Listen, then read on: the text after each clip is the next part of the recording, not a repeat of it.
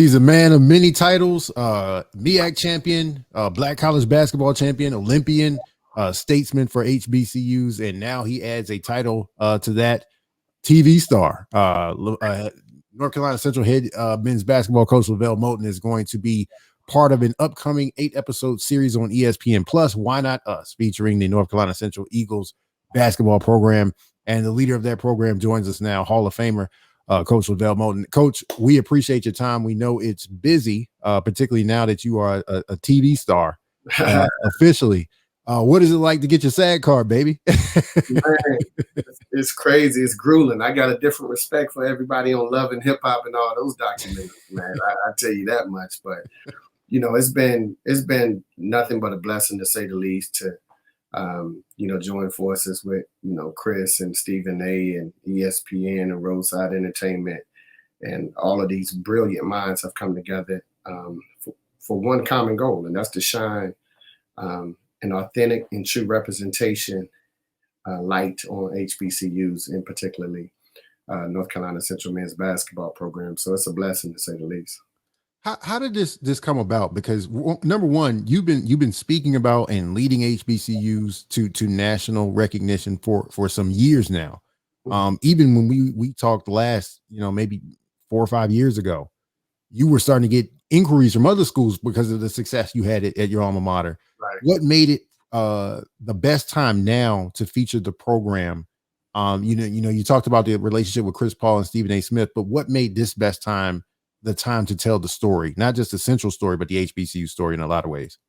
I just think, we're all a product right now of our environment, and our environment right now is the state of the United States of America. And for so long, we've been, pulling the wool over the eyes of many people, trying to pretend that we're this extraordinary country, which we are, but we didn't have issues and that plagued us.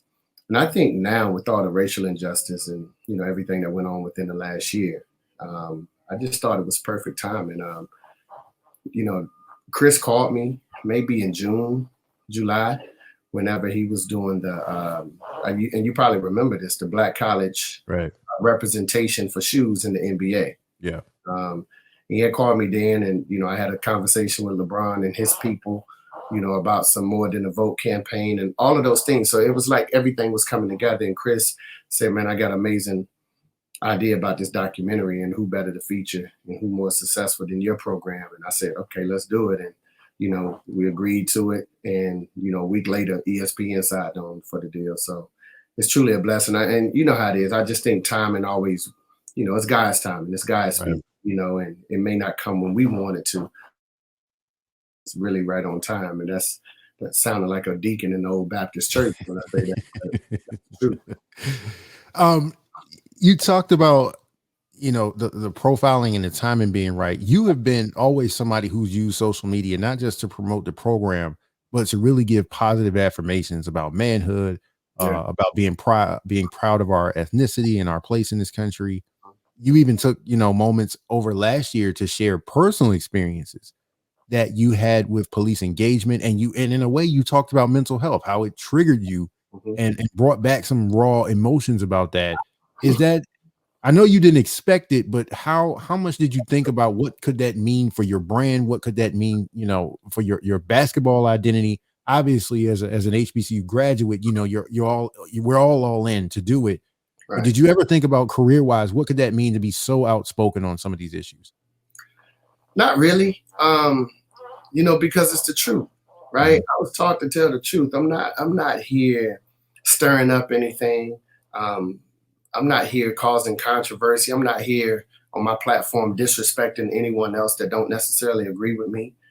I'm just trying to shine a light on the truth. And God has placed me in this position. I had absolutely zero desire to be a NCAA basketball coach, right? I declined North Carolina Central when I was a high school coach 3 times. A lot of people don't know that. I was more comfortable being in high school. And so I just think God has brought me to this point, because my sole purpose in life is to bring truth and awareness and take a basketball and use it as a metaphor to educate young men that look like me and just people that look like me. And that's who I am. That's what my foundation is all about. That's people that knew my grandmother. That's who she was about. And so, when I speak about things, I think the most controversial thing that I spoke about in some people's mind was just the fact that, black men and black women were getting killed in the middle of the street and nobody was saying anything. Mm-hmm. Right? And it was a blind eye. And, I'm a historian, and I understand, like, if we truly want to provoke change in this country and we really want equality, then it's going to take people that don't look like us to advocate on our behalf. Because if we could have solved these problems that currently exist, we would have done that 400 years ago. Right? But it's going to take something else. It's going to take a little more. And so I just spoke my truth at the moment, because right then it wasn't about me. It wasn't about my job. It wasn't about basketball. It was just about life. And as a father who has an 11-year-old daughter, soon to be 12, and an 8-year-old son, I have to prepare them for this world. And there's no basketball game that I can win that would trump the tragic news of something happening to my child, right? Mm-hmm. And so now we have to create an environment where they don't have to experience the same atrocities that we've experienced. Right. And I just think that's what a platform is for. Instead of me doing a busset challenge or a silhouette challenge, I just use my platform, to inspire and bring truth to light. Because a lot of things, and you won't believe the amount of calls I received throughout the country from white coaches saying thank you. Yeah. Now, how can I help? Because I was blind to the fact. I was just coaching my team. I didn't realize when I went to my vacation in Santa Aruba or wherever I'm going that Maurice got to go right back to this hood. And when they identify him, they ain't calling in that walkie-talkie saying he's a wide receiver at such and such program, or he's a guard at such and such program. They're saying I got a 6'4" black man going west on Martin Luther King Avenue, and that's right. And so that's the reality. So it became educational tool behind the scenes that many people didn't know. And we got a lot of donations off of that. North Carolina Central, like it was just crazy. I just spoke my truth at the moment. And I just think, the truth will set you free. Do you think coaches have a particular responsibility in this? Because you're seeing more and more coaches, black and white, talk about these issues. And I had a chance to talk to John Calipari a few months ago, and he just came out and said it. He's like, everything me and my family have is because of black men. That's coming for me. Like, so do coaches, because of who plays for you guys, because of where you coach and what you do you feel like there's a heavier weight for coaches to be the spokespersons of social justice, or at least equity?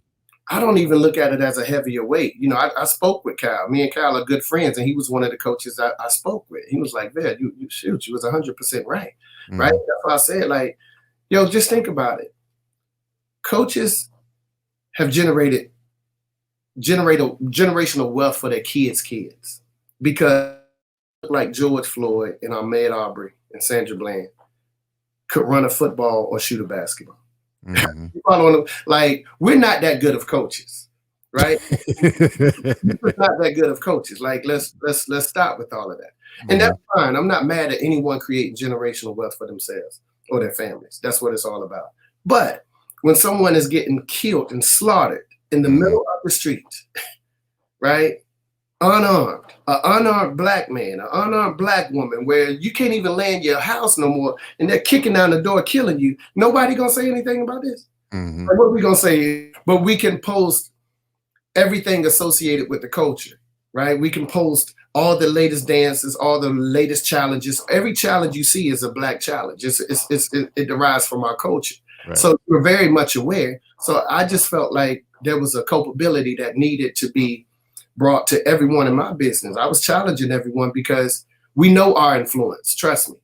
Many coaches are the highest paid employee in that state, in their respective states, right? We see the commercials. We know. Like, there's a lot of coaches that get up to $50,000 for speaking engagements. That's influence, right? So take that same platform that you have and speak to those same people who may not understand or may be completely numb to it, and educate them, and you may save a life or two. Let me shift gears real quick, and I just want to double back on something, because I think it's important to this conversation about equity and opportunity. You've had chances to go, and I think you've been very upfront in saying I appreciate it, but I kind of want to be here. And I feel like that was kind of the precursor to a lot of athletes, a lot of coaches, Deion Sanders saying, let's go to HBCUs, let's go to HBCUs, let's go to HBCUs. Did you ever feel that you were doing something novel, or was it just, hey, this is a LeVelle Moton thing? I went here, I'm having a good time, I'm being successful, I'm building a program, I want to be here? Or did you know, like, I'm on the cusp of something? If one of us kind of stays home, a lot of us will follow the model. Yeah, I wish I would tell you that I was that smart. I know it would make for great, but I wasn't, man. Everything that I've done in my life has really been, I credit just God using me as a vessel, right? And knowing that I need it for my life, right? So people don't understand that 90% of the things I say and do derive from me living in those experiences, right? And I still have friends and family that's in those predicaments, and I understand their challenges. The one thing I learned about being in the projects that it taught me what happiness was, right? Because I never had money, right? And so I found out what true happiness was. And most people, if you ask them what is happiness or what is success, they'll start naming all superficial things: money, houses, clothes, cars, et cetera, et cetera. Well, I know that's not true happiness. So a lot of people don't know this. My first coaching job was a middle school job. And I chose a middle school job that paid $225 a month for 3 months, $675 a year, over an $85,000 assistant job at Delaware State with my former coach, right? So I never done anything for money, never in my life, right? Never. I couldn't be on the block and watch them rolling dice and jump in that game. I would have lost everything. I just ain't never been that type of dude. And so now in North Carolina Central, when I was hired, I was the lowest paid coach in the country. And all I ever wanted was the opportunity. And I know what my true happiness is. I know what my true purpose in life is. And there's been some jobs that, I did entertain. I think I owed that to my family, but I turned down $1 million job, right, to stay at North Carolina Central. And so I'm saying all this to say, like, money has never been the source of drive for me, because if money is the ultimate determining factor for you, it will never end. It's a hamster wheel, right? If $1 million fuel you, then $2 million to get you. Right. It's never ending, right? It's empty. Right. And so I never thought what I was doing.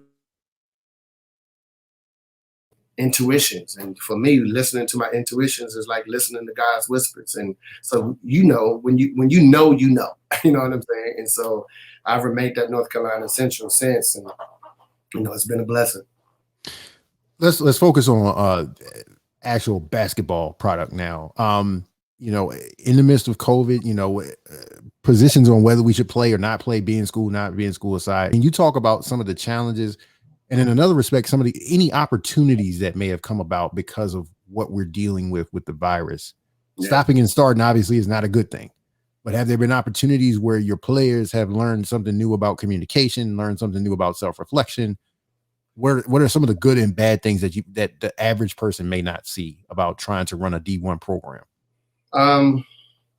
There's always a gift and a curse. There's always a silver lining in the cloud, despite how brutal things may be at this current time.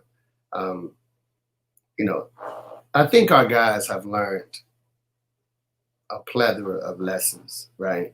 But the thing with young people, they don't really get it until they're out of the situation, right? Until they're a little older, and now they can reflect back and draw from those previous experiences. It goes back to the thing for me, the old adage that Mike Tyson once said: everybody has a plan. Got a plan to get hit in the mouth. Right? And so it was crazy to hear, because here we are in March, preparing everybody across the country, preparing for COVID. Oh, they're gonna knock COVID out. Right? They got an incredible game plan. And it sounded really good on paper and on Zoom. But once you got hit in the mouth with it, now how are you gonna respond? And our guys went absolutely stir crazy, right? Because they discovered the true meaning of quarantine. Right. And the first and second day, the first 2 days in their quarantine, they just lost it. They were never comfortable and accustomed to being somewhere by themselves, not coming out, not having any human interaction, right? So they had to spend that time for 14 days. As soon as they got out, we had to go to Iowa and play a basketball game, right? Unprepared, out of shape, lack of conditioning. We couldn't even make it up the floor. Then we had to play the following night against Southern. So it was a back-to-back. We couldn't even make it up the floor against them. We stopped the game 8 times. Now it's cold, and the time we get back, we got 4 guys that's not feeling well, right? And so you already have to assume it's COVID, right? And so we got to keep them away for 3 or 4 days. Well, after they're tested, we find out it's a head cold, right? But on Saturday, we play Coastal Carolina. No, we got to go play North Carolina. I'm sorry. No practice on national TV. We end up losing by 6. Right? Put the pressure on them on that one. I don't even know how we're doing all of this stuff. So I think one of the positives that our guys can take away from this is life is going to throw you some curveballs. And regardless of what kind of curveball it throws, you have to adjust. And that's just life, because the true college experience is an insulated experience, right? And you kind of leave college thinking you grown. You thinking you ready for life. And then that curveball hits you. So hopefully they can apply that. And then the second, during this quarantine, you really figure out a lot about yourself. I got a dear friend of mine who's been incarcerated since he was 14 to 15 years old. And, we talk at the beginning of this COVID. And one of the things he told me, and I was like, wow, this is crazy. He's incarcerated with some of the biggest, baddest, and toughest guys on earth. And the way to break those guys down when you want to punish them is not through physical punishment, right? They'll handle any of that. They want all the smoke when it comes to that. But they don't want any of the problems, and you are able to break them down by putting them in solitary confinement or isolating them or putting them in a hole, right? And it just goes to show, like, as humans, it's human nature to want to interact with people. Right. The way to break the biggest, baddest, and toughest guys down is to isolate them, right, from society. And now here goes my basketball team being isolated. We're not the biggest, baddest, and the toughest guys at all, right? And we're just good young men. Yeah, both of them young men, and that's why they were going crazy. And I understood it after I get off the phone with him. And so, we got to do what we have to do. It's been a mess, right? And as far as I'm concerned, this season has an asterisk by it. It's just crazy. Some of the stories you would never believe. We had so many false positives. We had a referee have a false positive one day. And so when that happens, it just puts you on hold. Yeah. Not to mention, we didn't play for 49 days. Yeah. That's the only way to get better at basketball is to play basketball. And we had, a hiatus, to say the least. And so, hopefully we can get back on track. And right now I'm just going to play anybody at anywhere, anytime, man, because we just need basketball games to get to this minimum number of 13, as they say. And that's the last question I'm going to leave off with so much success and so much exposure. And you've had guys, matriculate through and out of the program and do well in life, and they're getting started on their lives and doing exceptional things. Basketball is still the catalyst for that. And we don't know when that's going to get back to normal, so to speak, if there is a normal in the short term. Right. How do you kind of plan your program, your career, your scheduling around so much that is unknown? Is it even possible, or do you just roll with the punches? I think you have to have a game plan in place, but you have to expect the unexpected, right? And so with us, nothing has went according to schedule, right? We got to trust this thing is going to be, back to normalcy one day. I don't believe it's going to become back to normal until 23, right? Because what I'm seeing on this internet and in these nightclubs, right? They didn't get the memo that we got. Like, ain't no COVID. Ain't no COVID out there. And so universities are just a byproduct of the lack of attention that society has paid to COVID, right? So until we get this thing on the wraps, man. And you know how it is. Some people think it's a conspiracy theory. Some people think it's propaganda. Some people think they can't be touched. And, you have all of that. And until we get this thing on one accord, I don't know what normalcy looks like. So I try to always prepare my guys to expect the unexpected and, just deal and roll with the punches as they go.